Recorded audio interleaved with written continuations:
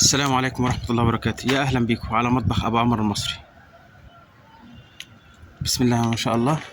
احنا دلوقتي عاملين فكرة حلوة كده، بنحط أكل للطير في مسقى أهو زي ما انتم شايفين، لأمواتنا وأموات المسلمين وأحيائنا وأحياء المسلمين، وزارعين شجر وهبينه للطير. دي أم الفواكه، ودي ليمونة، ودي برتقانة، وده تين شوكي، ونبات الألوفيرا. ومعانا هنا بقى بسم الله ما شاء الله زي ما انتم شايفين استفندية على السطوح اهي مزهرة، وادي الكبير بتاعها اهو زي ما انتم شايفين. كل ده على السطوح للطير ياكل منه. ومعانا بقى هنا ام الفواكه ونبات الشمعدان اهو اهو، والتين الشوكي، ودينا بنرش اكل الطير اهو اهو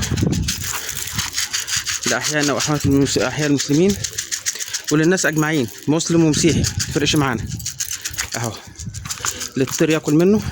دي سنه حسنه. الحكايه كلها شويه قمح ترميهم لله سبحانه وتعالى. ومعانا كام مسقه هنملاهم ميه اهو، خليكم معايا اهو اهو اهو.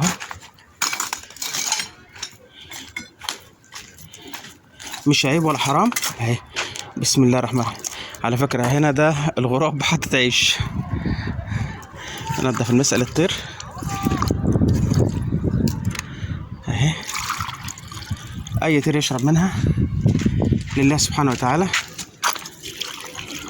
اهي اهي. في عندنا مسقى كمان اهي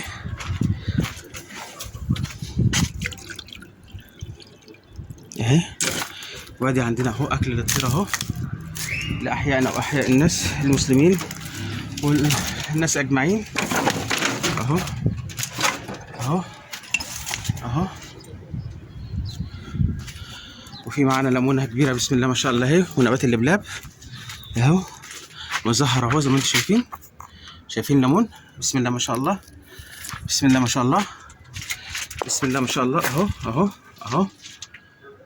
اوعوا تنسونا في اللايك والشير والاشتراك على مطبخ ابو عمر المصري يا رب. وادي اللبلبه بتاعتنا كل ده وهبناه لاي طير على السماء يجي يحط عندنا. انا بس عشان بطلع كل فتره فعندي ام الفواكه ابتدت تدبل شويه اهي زي ما انتم شايفينها، فربنا يسامحني بقى اهي. دي ام الفواكه طعمها عامل زي التين الشوكي بالظبط، تين شوكي مع ليمون بس روعه. عاوز اوريكم وانا بزرع الفجل اهو اهو. دي بذور الفجل الاحمر اهي، معانا حبه كمان اهم.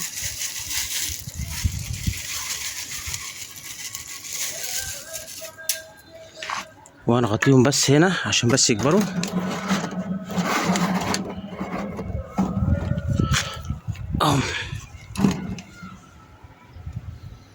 ونرش عليهم شويه رمل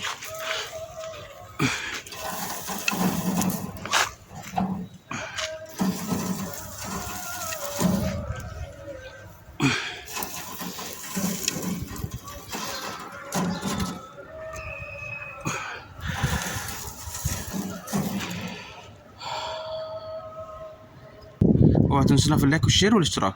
مطبخ ابو عمر المصري.